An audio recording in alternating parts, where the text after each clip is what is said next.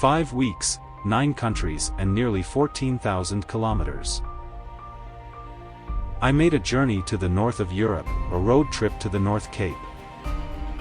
Through Germany, Poland, the Baltic states, and Finland to the rugged Norway.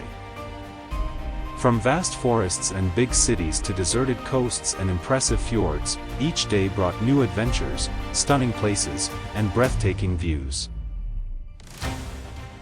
Welcome to my road trip to the Nordkapp.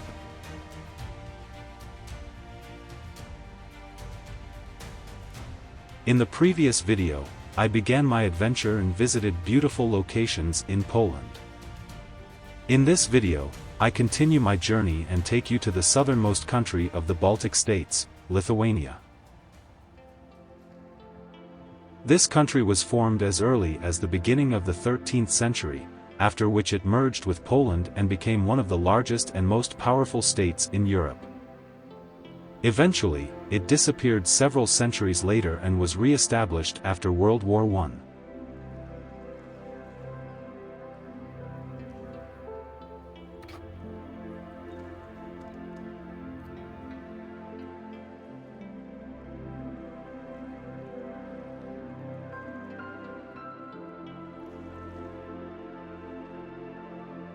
The first stop I make in Lithuania is the town of Druskininkai, located in the southeast of the country.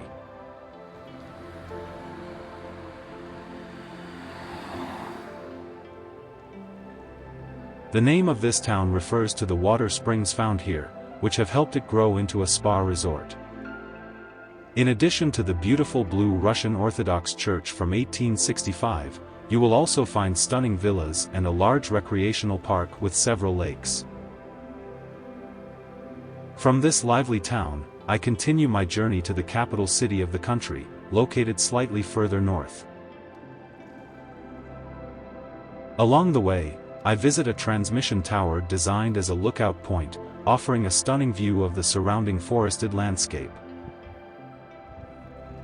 I also make a stop at the cliffs of Mančiagirės. This beautiful landscape, through which the Ūlos river flows, is home to a remarkable place, Ūlos akis. This is a natural spring located next to the river, yet it has a height difference of 4 meters, making it quite unique. Legend has it that the spring was once much larger, like a lake, but gradually shrank after a bull fell into it. After a short drive, I arrive at the hotel in the capital and decide to explore the city right away. And what better place to do that than from above? The television tower in Vilnius offers a stunning view over the entire city. The tower was completed in 1980 and stands over 326 meters tall, making it the tallest structure in Lithuania and one of the highest television towers in Europe. Although the tower is relatively young, it plays an important role in Lithuanian history. After declaring independence, Soviet troops attempted to take over the tower to regain control over media broadcasts. The attack resulted in the deaths of 14 Lithuanians and hundreds of injuries. The Soviet troops managed to regain control, but this event became a significant turning point in the Lithuanian independence movement. From this vantage point, I walk to the historic center of Vilnius. The city is divided by the Neris River, with large parts of its banks designed for recreation and surrounded by greenery. This offers plenty of opportunities to escape the hustle and bustle of the city and enjoy nature within walking distance.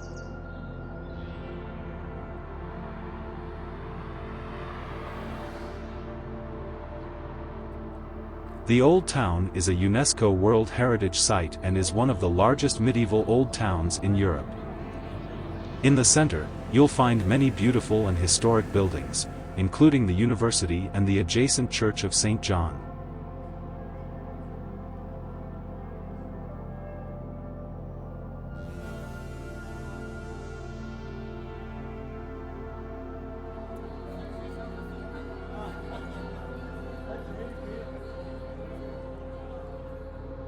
The Cathedral of Vilnius is one of the most important religious and historical monuments in Lithuania, and it was once built on the site of a pagan temple.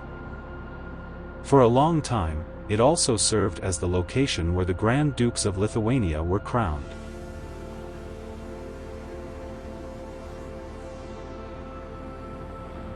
The cathedral stands at the foot of Gedimino Hill, where an old tower still remains. This tower was once part of a medieval castle complex dating back to the 13th and 14th centuries. The hill can be climbed on foot or reached by cable car, offering a stunning view of the historic city. The sunset view, in particular, creates a magical atmosphere that makes the city even more beautiful.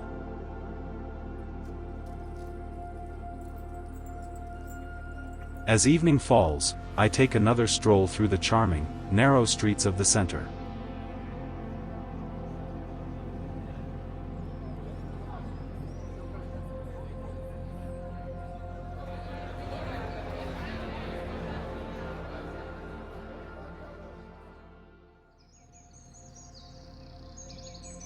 Day 6. I start the day with a morning walk through a nearly deserted capital. On Sunday mornings, the city wakes up slowly. The empty streets and the relaxed atmosphere are hard to find at other times. This allows the architecture and the beauty of the streets to shine, without the crowds of tourists and the busy traffic. This morning is also the perfect time to visit the Church of St. Francis and the St. Anne's Church. These two churches are located next to each other and date back to the 15th century.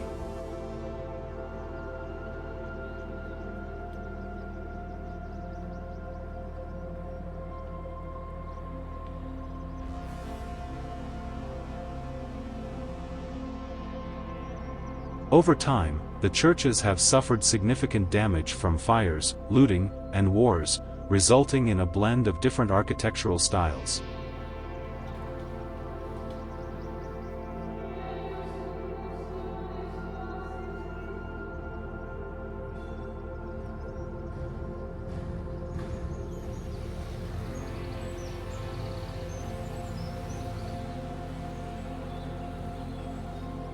I end my visit to the capital at the Trakai viewpoint, which offers a stunning panorama of the Old Town.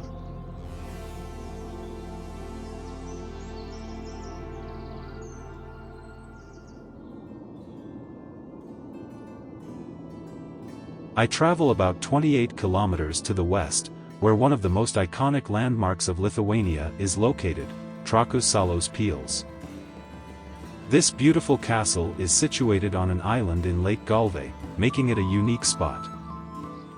It was originally built in the 14th century and served as an important defensive stronghold.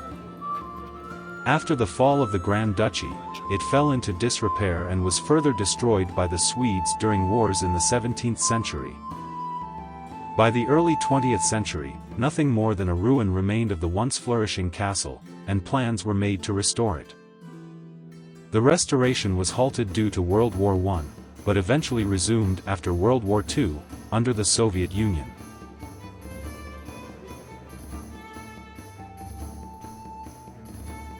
The restoration was a challenging task and was finally completed in 1961.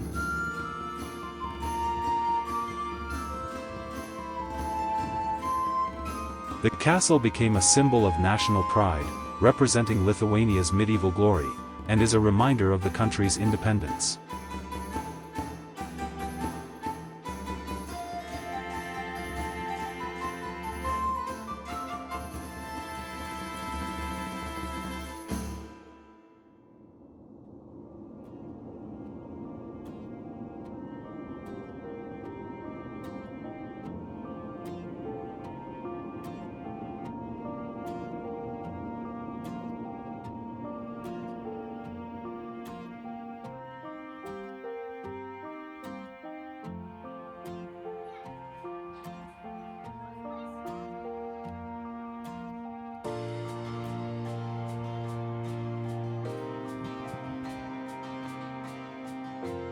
After a long day, I take one last evening walk through Kaunas, the second largest city in Lithuania.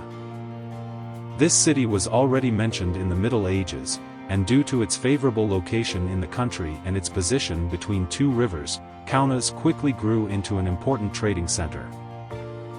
The Old Town, with the remains of the castle, provides a beautiful setting for a pleasant walk.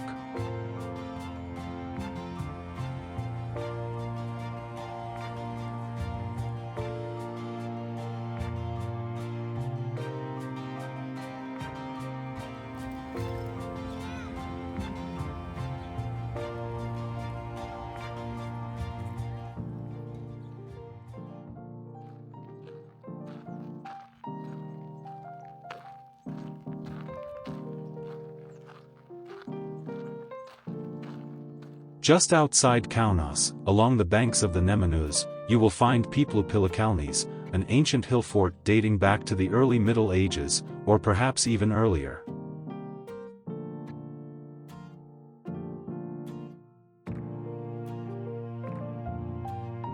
In Lithuania, there are many of these hill forts, but that doesn't make this one any less special. The hill also offers a panoramic view of the surrounding area.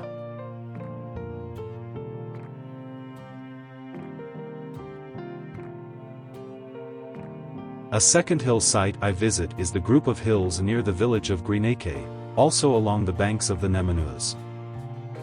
This hill complex was once the site of 5 hill forts and is named after Sudargo, a legendary leader of the local Baltic tribes.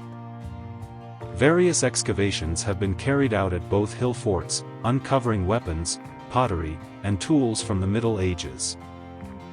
These findings confirm the military and everyday functions of these hills. The hills are also an important symbol of the Lithuanian people's resistance against the Teutonic Knights and reflect the rich history of the Baltic people.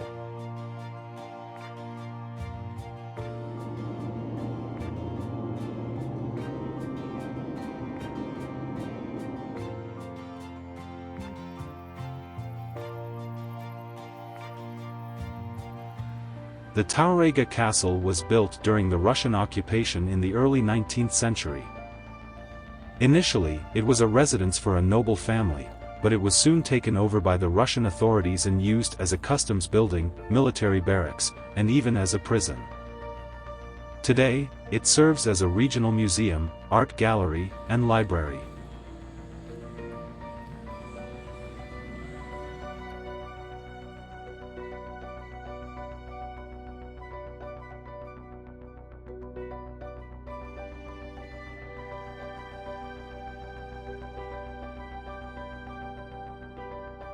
In addition to the natural and historical viewpoints, many new viewpoints have also been built in Lithuania to observe the surroundings. At the confluence of the Jūros and Akmenos rivers, there is such a point that offers a beautiful view of this unique piece of nature. Not only the path above the cliffs, but also the high staircase are notable features. The view of the confluence changes with each season.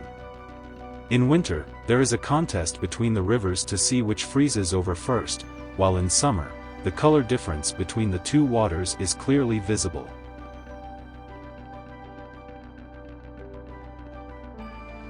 I continue my journey upstream along the Jūros River and visit the Nightingale Valley. This beautiful nature reserve is known for its tranquility and the abundance of singing birds, including many nightingales.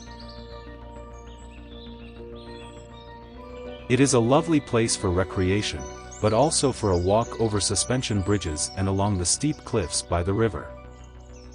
This spot is an ideal place to take a break and enjoy the stunning nature.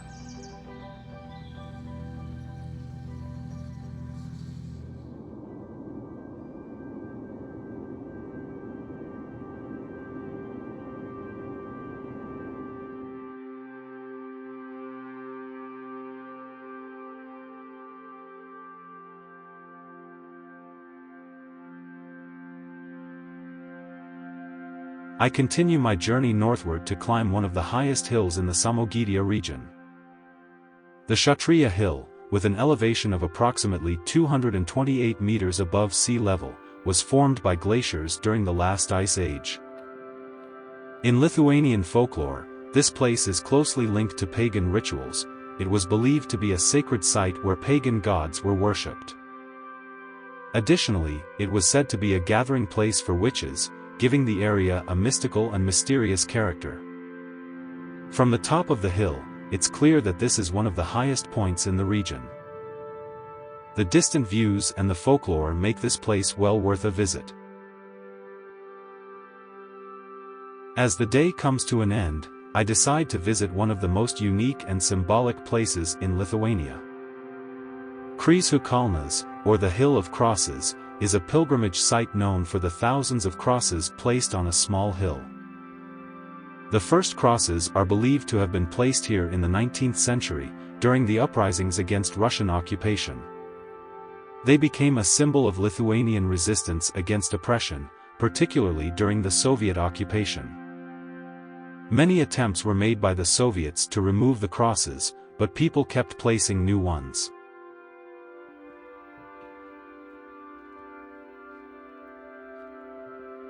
The hill holds deep Catholic significance, and people from all over the world come here to place a cross. In 1993, the site was also visited by the Pope. The hill evokes a powerful feeling as you wander through the narrow paths between the thousands of crosses.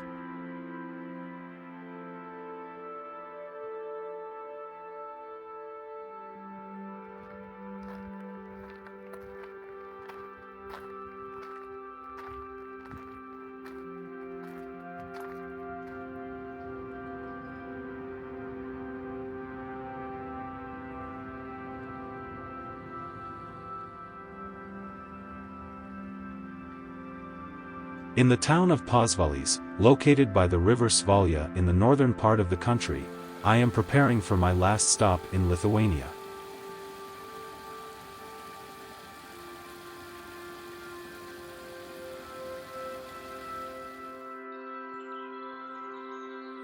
Near the village of Kirkilai lies a special piece of nature that was formed by the collapse of underground karst caves.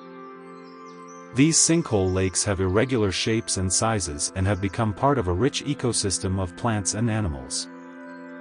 To fully enjoy this beautiful spot, a unique observation tower has been built in the shape of a half-moon. Standing at a height of 32 meters, it offers a stunning view over the lakes and the surrounding landscape of Birštonas. The nature reserve can also be appreciated from the ground. A constructed walking route with pontoon bridges and boardwalks allows you to fully enjoy this remarkable piece of nature.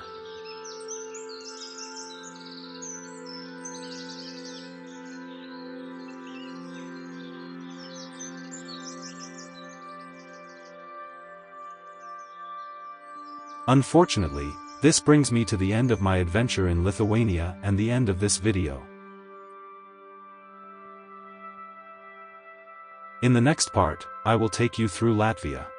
From vast bogs and beautiful palaces to the vibrant capital Riga, it promises to be another beautiful route.